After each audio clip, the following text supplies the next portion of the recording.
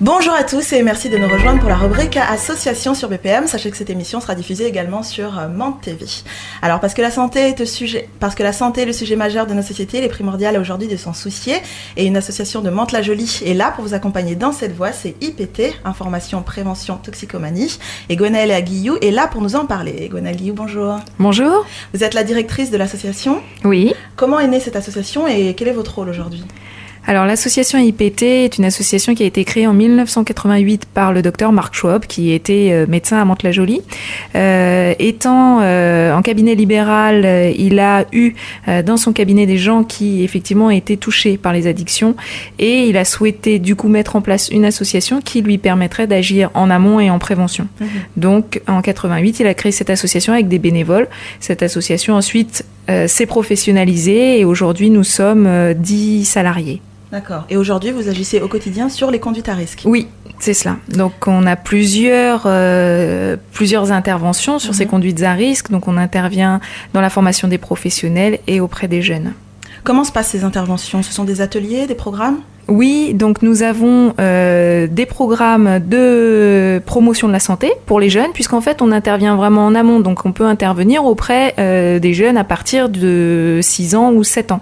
Et là, on n'intervient pas du tout sur les produits avec eux, bien évidemment, mais on travaille sur ce que le docteur Marc Schwab a souhaité mettre en place au début de l'association, c'est-à-dire le développement des compétences psychosociales. Donc on aide les jeunes à s'appuyer sur leurs compétences pour pouvoir ensuite faire des choix réfléchis lorsqu'ils seront effectivement confrontés à des choix à faire au niveau de l'adolescence, par exemple, sur des sollicitations, des influences, etc.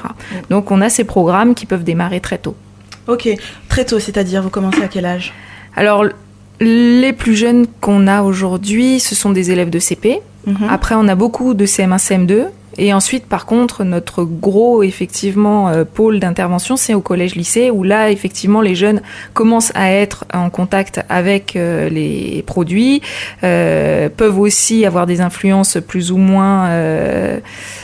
auxquels ils peuvent plus ou moins se confronter. Oui. Et du coup, là, on attaque un peu plus précisément les produits, les conduites à risque qu'ils peuvent avoir au quotidien et on les fait réfléchir là-dessus. D'accord. Quand vous parlez de produits, vous parlez de drogue, d'alcool, c'est des choses comme ça. Donc tous les produits qui sont des substances psychoactives, donc qui interviennent et qui agissent sur le cerveau. Donc ça peut être le tabac, ça peut être l'alcool, ça peut être les autres produits licites.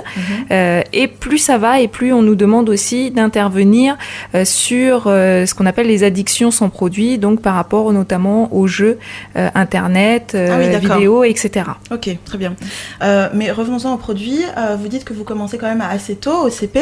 Est-ce que vous parlez de ces addictions de la même façon à ces élèves de CP qu'aux élèves de terminale, par exemple ? Vous adaptez peut-être vos interventions ? Oui. Donc pas du tout. En fin de compte, c'est vrai que auprès des élèves de primaire, on travaille sur la confiance en soi, sur donc l'estime de soi, sur l'adulte de confiance. Vers qui est-ce qu'on peut se tourner si jamais on se trouve dans une situation compliquée ?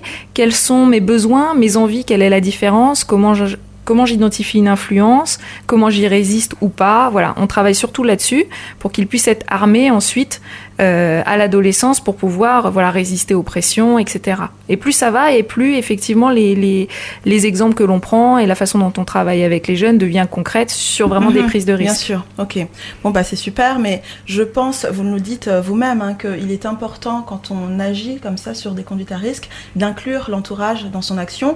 Quand vous parlez d'entourage, vous parlez de qui ? Des parents, des professionnels, des professionnels éducatifs ? Oui, les deux. C'est-à-dire qu'effectivement, au démarrage de l'association, le docteur Marc Schwab donc, a souhaité d'abord former les professionnels, puisque son idée est que chaque personne qui est en lien avec le jeune au quotidien peut avoir une action de prévention.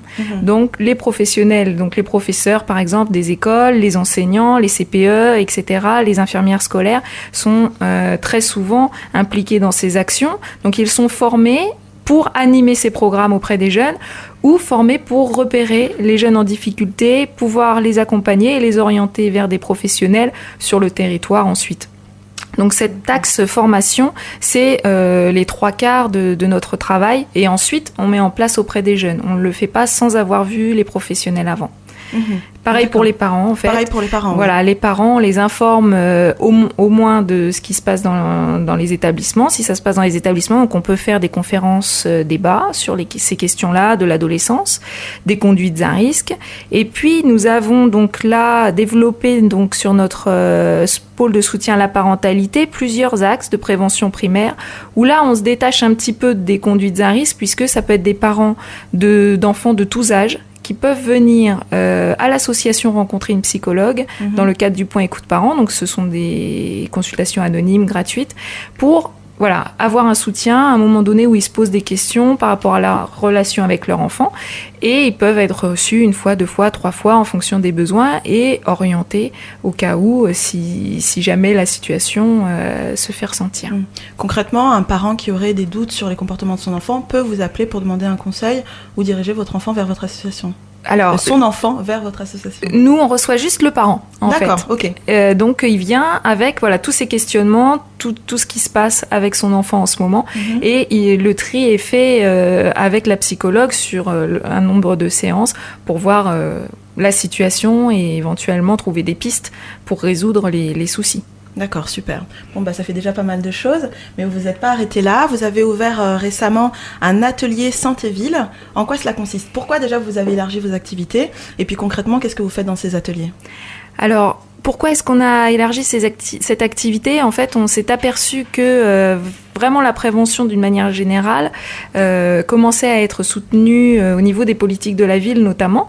Donc les ateliers Santé-Ville, c'est un label qui s'est créé en 2005 et qui permet de mettre en place en fait la politique de santé sur un territoire. Donc c'est vraiment un organe de coordination et donc la ville de Mantes-la-Jolie puis la ville de Mantes-la-Ville nous a demandé de coordonner leur atelier Santé-Ville.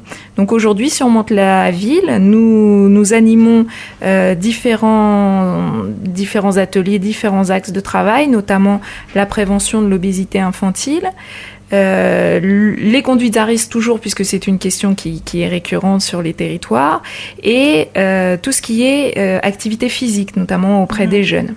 D'accord. Voilà, donc ce sont 3 grands axes de travail aujourd'hui. Ok.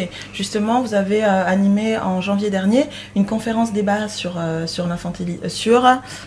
l'obésité infantile. Oui. C'est vraiment un sujet alarmant de nos jours ? Oui, c'est vrai que sur les statistiques nationales, on voit bien que la proportion d'obésité chez les enfants augmente et encore plus dans les territoires donc sensibles. Oui. Donc ça veut dire que toute la périphérie de la région parisienne notamment est quand même bien concernée. Sur ce territoire, les professionnels se rendent compte qu'il y a une évolution et les parents s'en préoccupent beaucoup. Donc avec tout ça, on s'est dit il y a quelque chose à faire et donc on a créé des projets autour de cette question. Super. Vous avez d'autres projets, je crois, qui sont prévus ? Oui. Est-ce que vous pouvez nous en parler en avant-première ? Oui. En termes de conférences, donc nous avons Adolescence et sommeil, donc une conférence qui aura lieu à l'Agora à Mantes-la-Jolie le 26 mars au soir. Donc les horaires seront diffusés ultérieurement. Et la deuxième, c'est sur la vaccination, le 9 avril, pareil, à l'Agora à Mantes-la-Jolie.